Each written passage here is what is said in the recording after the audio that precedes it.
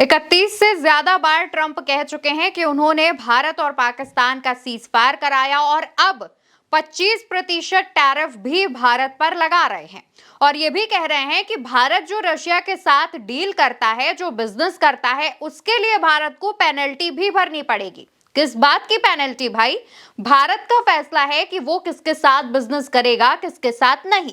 और यही बात विपक्ष भी सरकार से पूछ रहा है, सरकार से कह रहा है और कह रहा है कि जिस तरीके से ट्रंप भारत को लेकर के वैश्विक स्तर पर एक नेगेटिव इमेज बनाने की कोशिश कर रहे हैं, उस पर आप कब फैसला लेंगे और आखिर कब तक चुप्पी साधे रखेंगे? राहुल गांधी भी सदन के बाहर इस फैसले पर मोदी सरकार से सवाल पूछते हुए कहते हैं, आप देखिएगा ये डील होगी और ट्रंप तय करेगा कि ये डील कैसे होगी। मोदी वही करेंगे जो ट्रंप कहेगा। पूरी दुनिया जानती है भारत की इकोनॉमी डेड इकोनॉमी है और बीजेपी ने अडानी की मदद करने के लिए इकोनॉमी को खत्म किया है। ट्रंप ने 30-32 बार बोला है कि मैंने सीज फायर करवाया। ट्रंप ने यह भी बोला है कि 5 जहाज गिरे हैं और अब वो 25% टैरिफ लगाने की बात बोल रहा है। कंट्रोल किसके हाथ में है, बात समझिए। राहुल ने अपने बयान में भारत की इकोनॉमी को डेड इकोनॉमी बताया और कहा कि भाजपा सरकार अडानी की मदद करने के लिए इकोनॉमी को खत्म कर रही है। राहुल गांधी सिर्फ यही नहीं रुके, उन्होंने पोस्ट किया और पोस्ट में उन्होंने लिखा कि भारतीय अर्थव्यवस्था मर चुकी है, मोदी ने इसे खत्म कर दिया। इसमें 5 पॉइंट्स हैं, जिसमें अडानी मोदी साझेदारी, नोटबंदी और त्रुटिपूर्ण जीएसटी, असफल असेंबल इन इंडिया, एमएसएमई का सफाया, किसान कुचले गए। लिखते हैं राहुल, मोदी ने भारत के युवाओं का भविष्य बर्बाद कर दिया है क्योंकि नौकरियां नहीं हैं। राहुल गांधी इस मुद्दे को लगातार सदन में भी उठा रहे हैं। राहुल गांधी ने सदन में चैलेंज भी मोदी जी को किया था और कहा था कि आप बोल दीजिए कि ट्रंप झूठ बोल रहा है, ट्रंप इज अ लायर। लेकिन उसके बाद भी मोदी जी जब सदन में अपना भाषण देते हैं तो उस 1.5 घंटे से भी ज्यादा के समय में भाषण में ट्रंप का नाम तक नहीं लेते, सीज फायर पर बात तक नहीं करते। बस कहते हैं तो सिर्फ इतना कि दुनिया के किसी नेता ने सीज फायर नहीं कराया, लेकिन उन्होंने ट्रंप का नाम लेकर साफ साफ जवाब ही नहीं दिया। और इसको लेकर के अखिलेश यादव भी काफी ज्यादा आक्रामक नजर आए।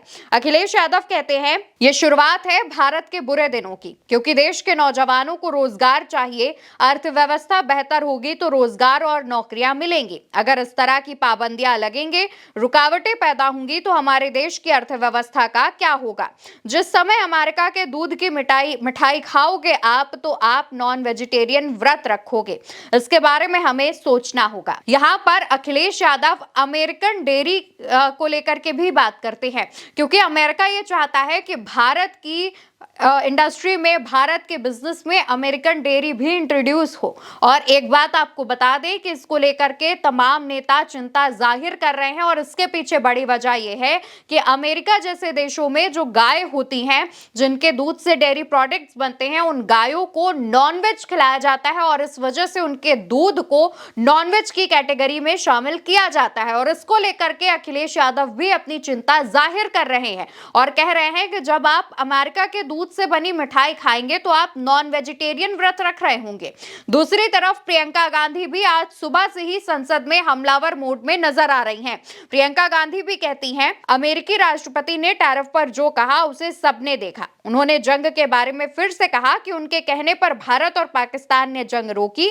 भारत को दोनों मुद्दों पर जवाब देना होगा। प्रधानमंत्री मोदी हर जगह जाते हैं, दोस्त बनाते हैं और फिर हमें बदले में यही मिलता है। प्रियंका गांधी साफ साफ सवाल उठाती हैं कि प्रधानमंत्री मोदी हर जगह, लगभग हर विदेश यात्रा पर जाते हैं। खास तौर पर उन्होंने तो बकायदा अमेरिका में डोनाल्ड ट्रंप के लिए चुनाव प्रचार भी किया था और उसके बाद भी ये सब भारत को देखना पड़ रहा है। भारत पर ट्रंप 25% टैरिफ लगा रहे हैं, जबकि भारत के ही प्रधानमंत्री अमेरिका जाकर के अब की बार ट्रंप सरकार कह रहे थे। और उसके बाद दिशा क्या है, अब देख सकते हैं।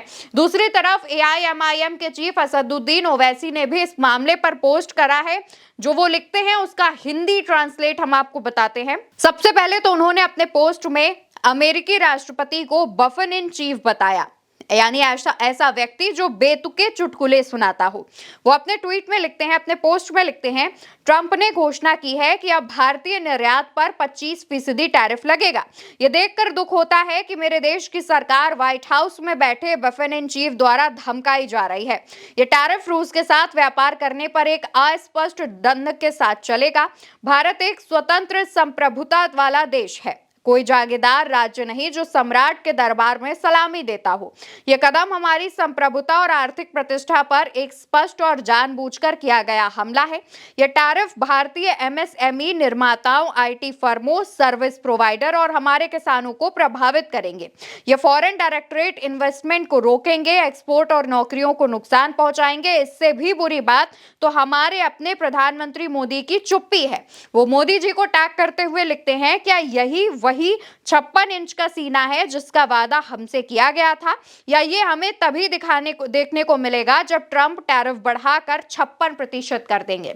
इस दौरान असदुद्दीन ओवैसी अपने पोस्ट में इस बात का भी जिक्र करते हैं कि उन्होंने लगातार ये मुद्दे सदन में उठाए हैं और वो यहाँ पर जापान और बाकी देशों पर ट्रंप की तरफ से लगाए गए टैरिफ पर भी बात करते हैं, जिन पर मात्र 15% का टैरिफ लगाया गया है। जापान और वियतनाम जैसे बाकी देशों का भी जिक्र ओवैसी अपने पोस्ट में करते हैं।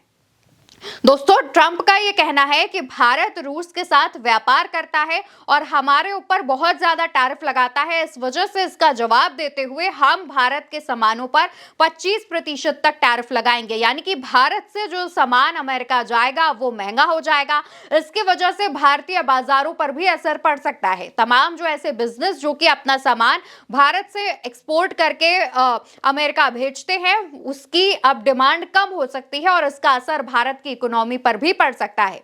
वहीं दूसरी तरफ ट्रंप लगातार पाकिस्तान से अपने रिश्ते सुधारने में लगे हुए हैं। वो एक बयान भी ट्रंप का वायरल हुआ था जिसमें उन्होंने कहा था कि Modi is my friend but I love Pakistan, और इस बात पर भी भारत में विपक्ष ने सवाल उठाए थे और मोदी सरकार से सवाल पूछे थे, और इसके बाद अब टैरिफ को लेकर के भी सवाल उठ रहे हैं। बताते चले कि ट्रंप का दखल भारत पाकिस्तान के बीच चले ऑपरेशन सिंदूर के बाद सीज फायर से ही बढ़ गया है। वो लगातार भारत को लेकर के ऐसी बयानबाजियां करते रहते हैं और दूसरी तरफ वो खुद भारत के प्रधानमंत्री को अपना दोस्त भी बताते रहते हैं। ऐसे में ट्रंप के दोहरे रवैये और तमाम बेफिजूल के बयानबाजियों पर भारत सरकार से जवाब की उम्मीद की जा रही है। देश की जनता के साथ साथ विपक्ष भी भारत सरकार से जवाब चाहता है। देखने वाली बात होगी कि ट्रंप के इन बयानों पर क्या भारत सरकार की तरफ से कड़े शब्दों में कोई बयान दिया जाएगा, या फिर इसी तरीके से चीजें चलती रहेंगी, और या फिर जैसा दावा नेता प्रतिपक्ष राहुल गांधी कर रहे हैं कि अब ट्रंप ही इस डील को फाइनल कराएंगे, वैसा कुछ देखने को मिल सकता है। आप इन तमाम चीजों पर क्या सोचते हैं, कमेंट सेक्शन में बताइए और इस वीडियो को ज्यादा से ज्यादा शेयर करिए। नमस्कार।